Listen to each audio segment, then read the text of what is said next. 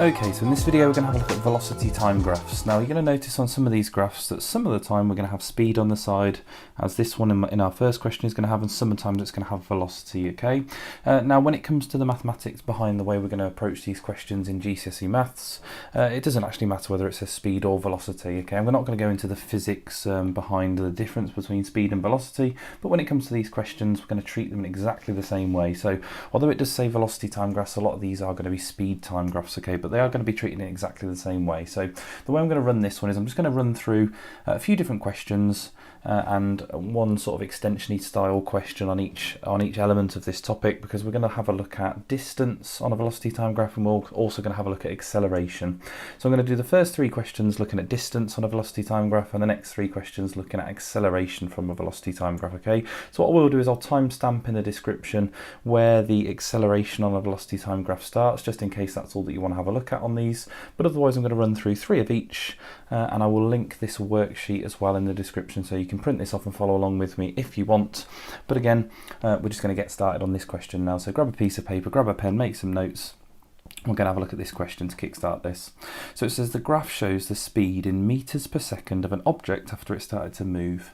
Use three strips of equal width to work out an estimate for the distance travelled between t equals 1 and t equals 4, t being time, which is shown on our bottom axis down here, time.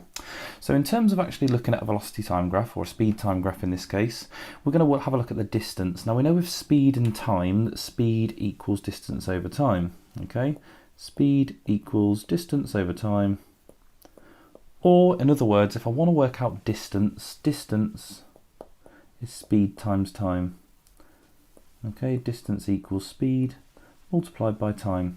Now if we have a look at this, because obviously we've got speed on our y-axis and we've got time on our x-axis, now we're going to have a look at what happens if we actually split this up into strips. Now it wants me to go between t equals 1 and t equals 4, and we're going to have a look at working out the area of that part of the graph, okay? And it might not be rectangles, but we're going to have a look at what shape is created and how we can actually get the area a little bit more accurately than drawing a load of rectangles underneath.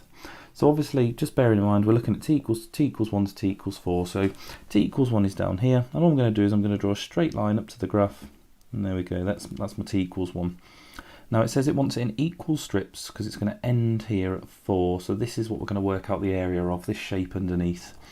Now if I actually think about before I actually split that into strips, look, what I could do is I could join those up. There we go, and it makes this shape underneath, and if I join that along down the bottom, and I don't need to draw this line down the bottom, but that shape there is a trapezium.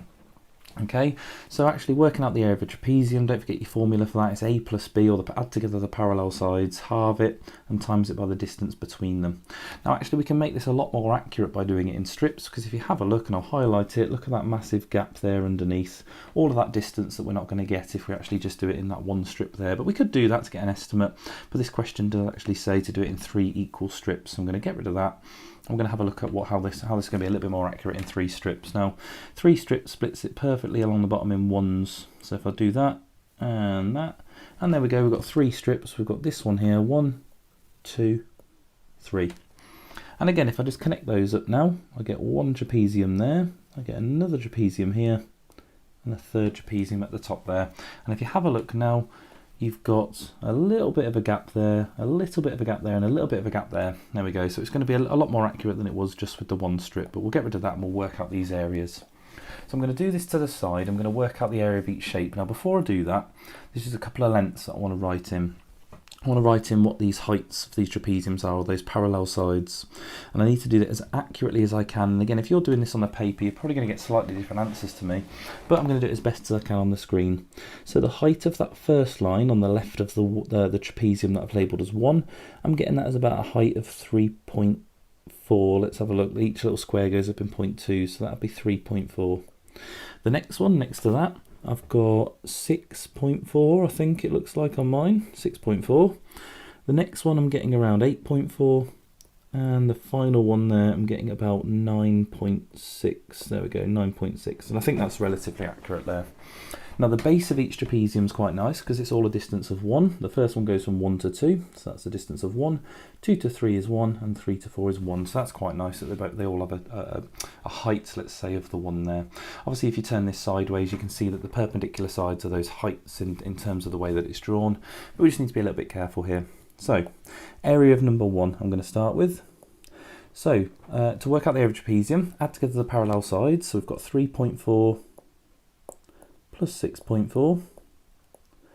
We're going to halve that, so I'm just going to write that over 2. And then we're going to times it by the distance between them, which in this case is 1, so we don't actually need to worry about actually doing that. We just need to add together the parallel sides, halve it, and that'll give us our answer there. So what have we got?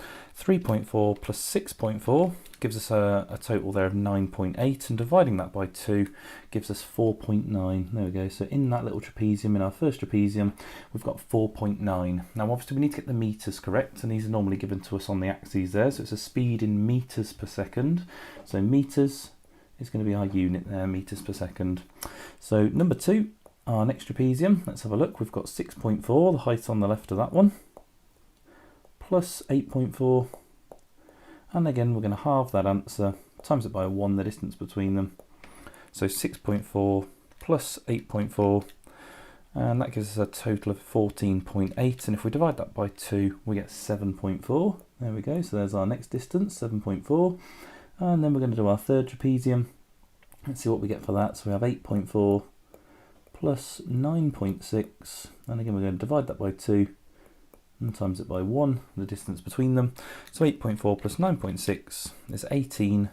And dividing that by 2 gives you an answer of 9. There we go. So that's 9 meters. Right, so there's our 3 distances for those 3 different trapeziums. All we need to do to get our total distance is add them all together. So we've got 9.4, 4.9, 7.4 and 9 meters, and we just need to add them all together. So 4.9 plus 7.4 plus 9, and that gives us a total distance of 21.3. There we go, so let's write that down, 21.3 meters. Right, there we go, and there's our final answer for that one, 21.3 meters.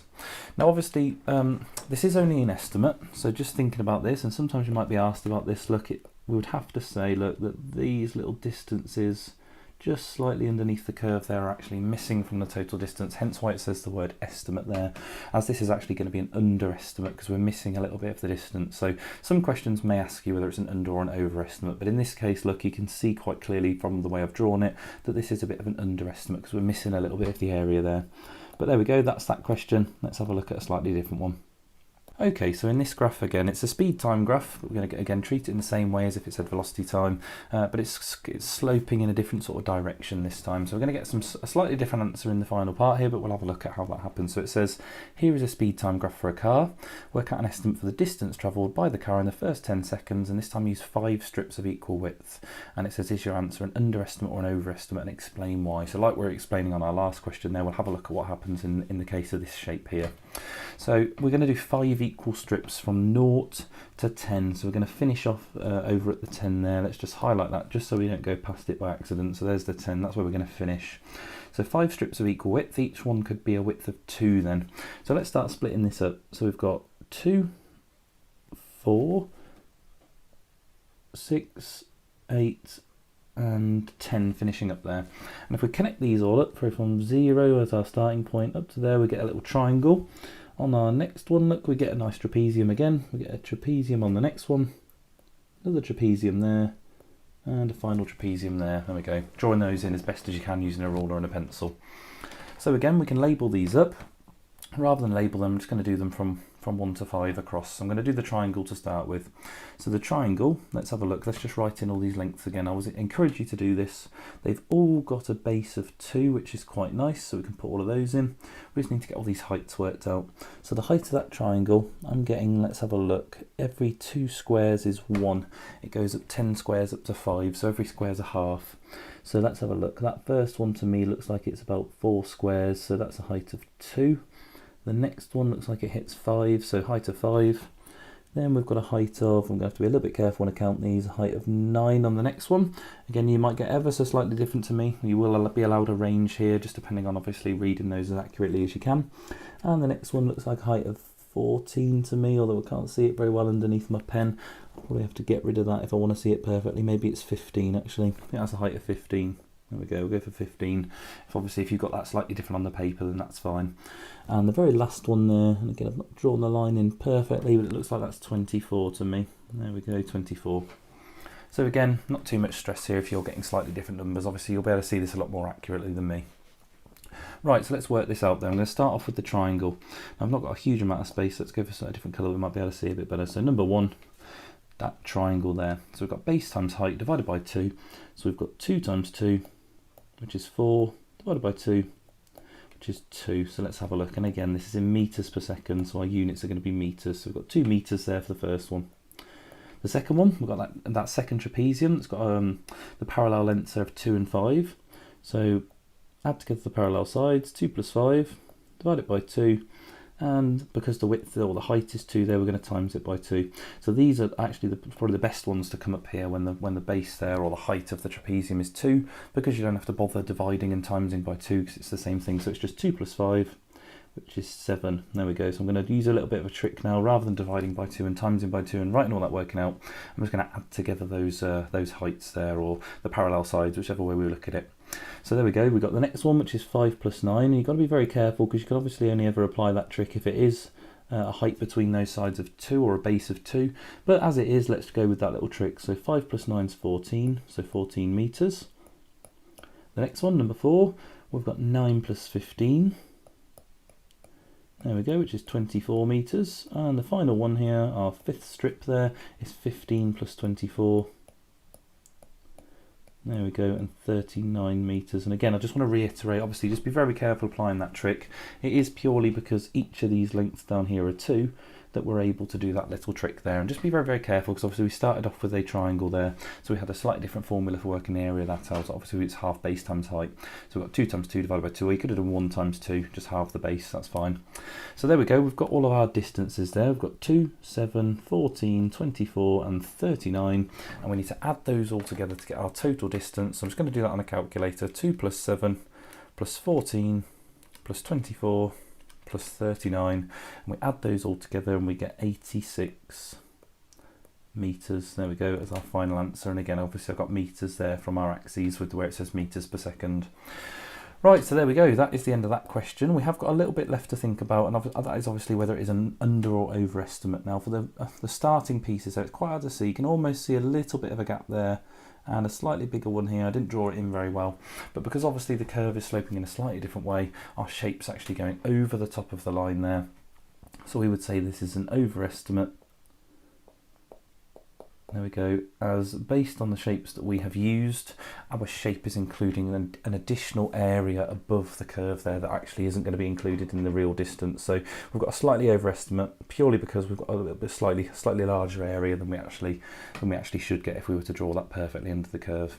But there we go, that is obviously the end of that one. I'm going to have a look at one more question here where we're looking at distance with a velocity time graph or a speed time graph.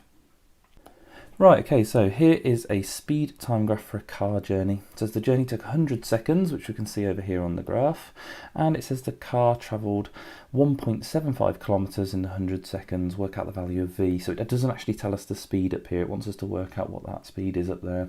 Now it says the speed on the side here is in metres per second, so it's a bit odd that it's given us an amount of kilometres. So straight away let's turn that into metres, so 1,750 metres. There we go.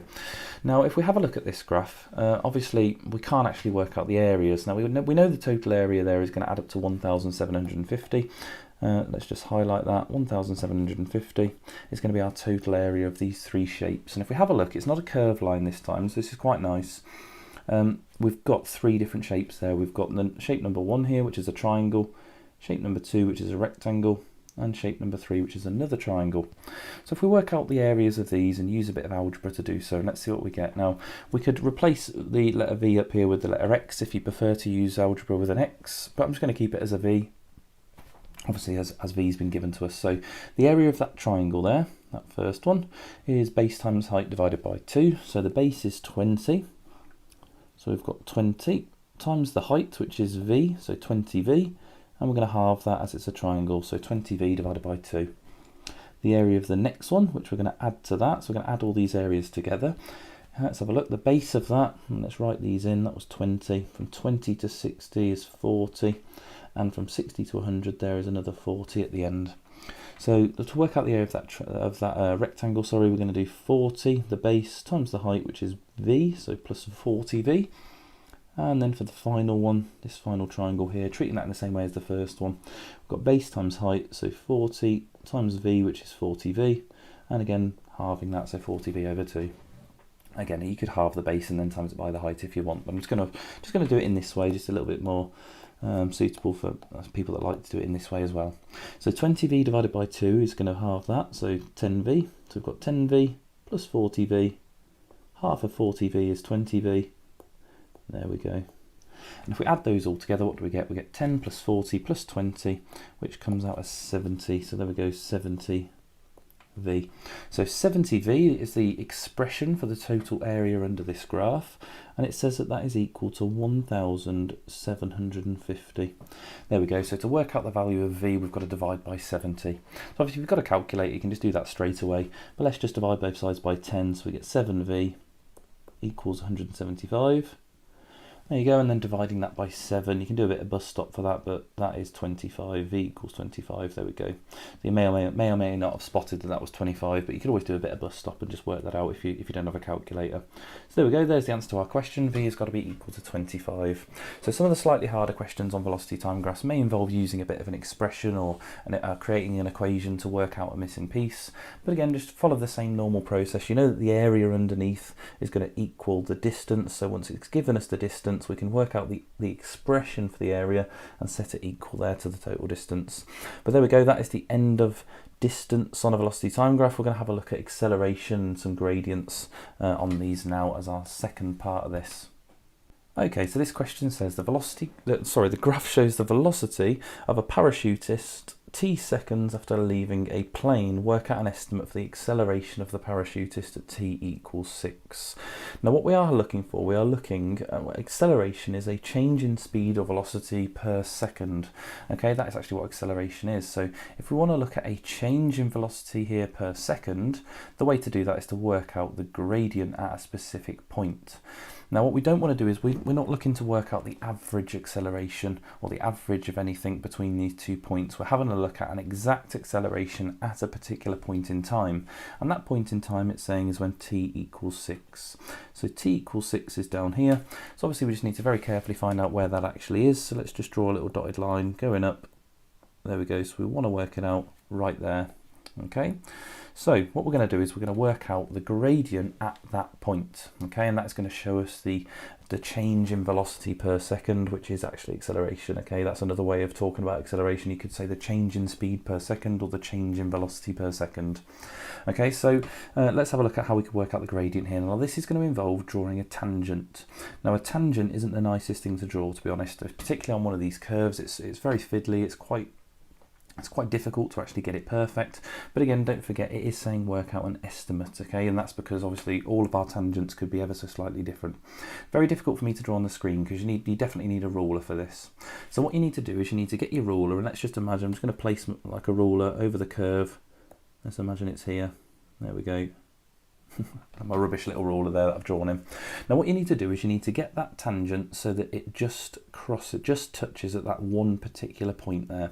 Now that's going to be quite difficult to do. I would suggest not putting your ruler on top of the curve like I've kind of drawn it in there. Instead, I would do your ruler below the curve like this. There we go, and as best as you can make it so that your line just touches that point on the curve there. So what I'm going to do is I'm going to try and do it as best as I can on the screen, but you will be able to do this a lot better, there you go, actually on paper. Now if you have a look, and I'm going to try and show this as best as I can, what you're looking for is around about the same sort of gap here as there is here, just on either side. If that line is going through the curve, or it's going under the curve, or it's obviously going a lot closer to one side, on one side, you're going to want to rub that out and go again, okay? And you just want to sort of practice this a few times till you feel that you're getting it absolutely perfect, okay? So I'm going to do it as best as I can on the screen, but I'm just going to show you the process that you would then take, okay? So I'm going to get rid of these, and obviously once you've got your tangent nice and perfect, there's the same gap either side of the curve at that point where t equals 6, then you obviously can go ahead and actually go about doing this. Now I'm not too happy about the one that I've drawn here because obviously t equals 6 is there, and as you can see my line is too close to the curve on the right hand side of that, and there's a much bigger gap on the left. So I'm going to try and draw this again. Let's have a go. Right, so I want to get that as best as I can Probably not any better there, but let's just have a look at the process. Right, I'll have one more go. Okay, I'm a little bit happy with that. That looks a lot better. Right, okay, so you've got your tangent drawn in. Now, obviously, you need to know the formula for working out the gradient. So we're going to have a look at the change in y over the change in x, or you might use the terminology rise over run. I quite like this. I quite like just saying rise over run. It's a little bit quicker to say. There we go. So you might know either one of those, but change in y over change in x, which means we're going to have to draw a little right-angled triangle in here. Now, a little tip, because obviously this could be non-calculator, is to try and get the base of that triangle to have a nice whole number, so 1 or 2. So I'm going to try and see if I can make a little triangle with a base of 1 or 2, but obviously it doesn't matter either way. You don't need to stress too much about that. So let's have a look. I'm going to go somewhere from the 4. So from the 4, I'm going to go across here, across to the 6, and then I'm going to go up. There we go. And we need to try and read that as best I can. Now, to be honest, I'd probably rather do this a little bit bigger than making the triangle too small. So let's get rid of that. And rather than doing a base of 2, which would be quite nice because it just means that you've got a nice easy gradient to work out. But I'm going to do this calculator. So I'm going to go across. I'm going to still try and get a whole number though. So I'm going to go across to 8. So from 4 across to 8. And there we go. And then I'm going to go up. Right, there we go. So let's write these numbers in. So from 4 across to 8 is a run of 4. So my change in x is 4. And my rise there, I'm going to have to read this very accurately. So I'm going to get I'll get my ruler, go across to here, read that number very carefully. That's 38. And it goes up to, let's have a look if we read that. I'll be really careful not to go wrong on this one. There we go. And that is 55. There we go, so the rise there goes from 38 up to 55, so that is a rise of 17. There we go, so 17. So for this one here, our rise is 17, or our change in y is 17, and our run is 4, or our change in x is 4. So we've got 17 over 4 as our gradient. Now again, obviously if you've not got a calculator, you could write this as a fraction, so you could just convert that into a mixed number. But if you've got a calculator, 17 divided by 4 gives us the answer 4.25. There you go. There we are. And we need to put some units with this. So the units for acceleration, this is in meters per second. So it's just meters per second squared with a little -2 here. And there is our units for acceleration. Right, there we go. Let's just highlight that. So 4.2 meters per second squared. And there is our acceleration at that point in time. Okay, let's have a look at another question. Okay, so this question says, Carol runs a race. The graph shows her speed in meters per second, t seconds after the start of the race. Calculate an estimate for the gradient at t equals 4 and explain what your answer represents. Now, obviously, this type of question, we already know now what the answer represents. If we find where t equals 4, which is just here, there we go, we obviously know that once we work out that gradient, that is going to show her acceleration. So let's just write that in straight away. That shows her acceleration. Right, there we go. So let's work out the acceleration at that point, or the gradient at that point. So t equals 4, again, this is not the nicest for me to draw here, but I'm going to do it as best as I can. Right, there we go. To be honest, actually looking at that, I'm not going to keep drawing this over and over again, but I'm not actually very happy with the fact that there's quite a big gap here, and there's not really much of a gap on the right hand side there. So to be honest, if I had this on paper right now with a ruler and a pencil, I'd be rubbing that out and doing it again. But as we're just running through the process here and having a little practice, I'm going to leave it as it is. I'm just going to go ahead with it and see what we get. But obviously, if you are following along with me on the paper with this, obviously try and make yours a little bit more accurate than mine there. Now it looks like I've got quite a nice triangle that I can draw in. I'm going to go across from here to here, and again you can do this however you like. You can make it whatever size you like, you just need to read accurately, but I've just gone along from 3 to 6 there, and I'm going to go up, and I look like I get some quite nice numbers here, so I'm going to stick with this. Now the run there goes from 3, which is just here where the start of that orange line is, along to 6, so that is a run of 3. And it goes at a height from 7 up to 10. If anything, maybe it's just over 10, but 7 to 10, there we go, that gives me a height of 3 as well. There we go. So in this case, I've got a rise over run, or a change in y over change in x. I've got 3 divided by 3, 3 over 3, and that gives me an answer of 1. There you go, meter per second squared. Right, there we go. So there is an answer for this one here. Now I'm just going to do that one more time. I'm going to do this quite quick. I'm going to see if I get the same answer. There we go, because obviously I don't think it was super accurate, so I'm going to have one more go. So let's have another look. Okay, let's just draw as best I can. That is even worse than the last one. Let's have a go at one more time. Okay, maybe one more. There we go, I'm a lot more happy with that one. Let's see if this works. Very difficult to do without a ruler, but there we go. Let's have a look. So let's go across. I'm going to make it a little bit smaller, my triangle this time. I'm going to go from here to here, and then I'm going to go up. There we go. So my run there goes from 4 to 6, so that is a run of 2, and my rise there goes from 8 to 10.2 by the looks of it, so that is a rise of 2.2.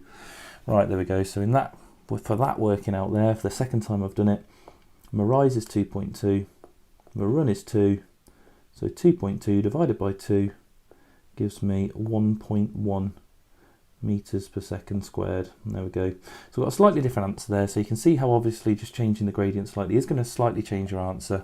But these sorts of exam questions, you are going to have an allowed amount of range there, so it's going to be somewhere between 1 and 1.2 or something like that. Okay, but obviously you just want to do this as best as you can. Make sure you show you're working out, make sure you draw your tangent in nice and clear, make sure you show where you've got your numbers, make sure you show your rise over run, write down change in y over change in x, show those numbers. Okay, and then even if your tangent isn't great, you're not going to lose more than 1 mark on a question like this. But obviously just a little bit of practice getting those tangents perfect. Right, let's have a look at another question then. Okay, so this question says, here is the velocity time graph of a car for 50 seconds. Work out the average acceleration during the 50 seconds and estimate the time during the 50 seconds when the instantaneous acceleration is equal to the average acceleration. Now we're going to have a look at these two questions separately. So the first one says, work out the average acceleration during the 50 seconds. So this is very different to what we're doing. We're not looking at the acceleration at a specific point in time. We're looking at the average. Now, if we want to have a look at the average, we want to go from the start to the end and just see what the average acceleration was. So we're going to have a look at what the average gradient is from there to there. And that's easy enough to do because obviously we're just drawing a nice triangle with a nice straight line there. So all we want to do is work out what's the rise, what's the run. So coming down, that gives us a rise there, or a change in y of 30. And if we look at our run going along the bottom, it goes from 0 along to 50. There we go, so that's 50. So in terms of our average acceleration there, we've got a change in y of 30, change in x of 50, and 30 over 50 equals 0.6 meters per second squared. There we go, so there is our average acceleration for this question. Let's just highlight that. 0.6 meters per second squared.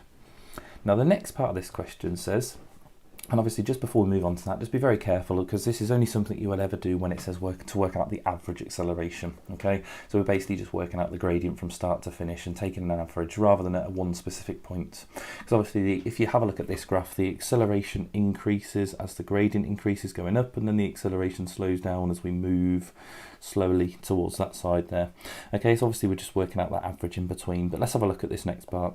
It says estimate the time in which during the 50 seconds when the instantaneous acceleration is equal to the average acceleration. So we've already got the average acceleration, it's 0.6. The instantaneous acceleration is at a specific instant or specific moment in time. So what we're having a look at is where on this graph is the gradient of that tangent that we could draw in going to be equal to that line that I've just drawn in there. So it's going to benefit me obviously drawing that line in, because all I'd really need to do is get my ruler at this point, and I just need to see where my ruler would be pointing in the same direction of this line. So obviously you've already joined that up nice and neatly with a ruler, but all I want to do is get that ruler. Now what I'm going to try and do, I don't know if this is going to work, but I'm going to cut this line out and see if I can move it. Okay, I can, brilliant. So you've got this line, you want to make your ruler in the same direction. So if I move this around the curve, look, it gets to this sort of point. If I just touch it on the curve there, I think if I drop that down a little bit more, that looks around perfect there. I can't get it perfect. When I release it, it kind of jumps. There we go. So that there has given me the same, obviously it's the same direction because I've moved the line that I'd already drawn, but what you're looking obviously is to create a parallel line that has exactly the same gradient at that point. So if we have a look, that's obviously met the tangent at this point right here, and if I go down from there, let's have a look, it's around about there. So if I go down, that there is, it goes up in 1, so that there is going to be 12 seconds. There we go, 12 seconds. There we are. And obviously that line there that I've dragged over is definitely going to have exactly the same gradient as the original line, because obviously I just moved the exact same line there. But you would just need to get a ruler and obviously try and create as best as you can a perfect parallel line to that one. Obviously that is just touching a tangent at a point there. Okay, so there we go. That's the final answer for that part of the question there. That is the point there at 12 seconds. Obviously it is only an estimate because we can only draw these in as best as we can, but that is going to be where my instantaneous acceleration is equal to the average acceleration, because at that point there, if I was to draw a gradient in, I would have the gradient of 0.6 meters per second squared again.